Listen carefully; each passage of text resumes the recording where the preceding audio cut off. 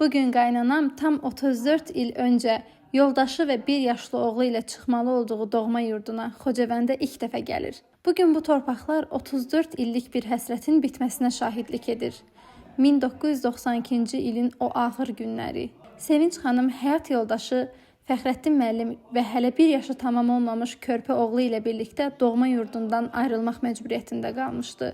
Didərginlik həyatının çətin yolları onları Bakıya bir yataqxana otağına qədər gətirib çıxardı. Məhz burada onların əkiz oğulları dünyaya gəldi. Lakin taleyin növbəti sınağı gecikmədi. Əkizlərin 3 yaşı olanda Sevinç xanım həyat yoldaşı Fəxrəddin müəllimi itirdi.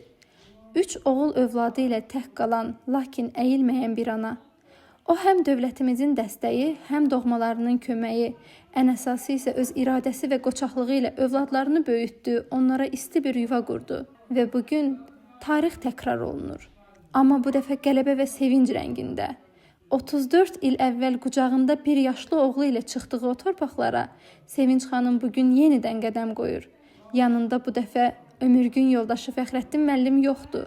Amma onun adını daşıyan balaca nəvəsi Fəxrəddin var.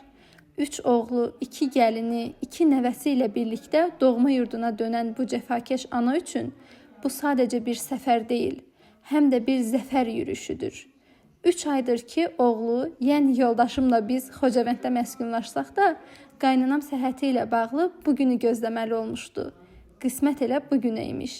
Cənab Prezidentin uzaq görən siyasəti, ordumuzun şücaəti ilə bizə bu günlər bəxş edildi. Allah şəhidlərimizə rəhmət eləsin, qazi və veteranlarımıza can sağlığı versin.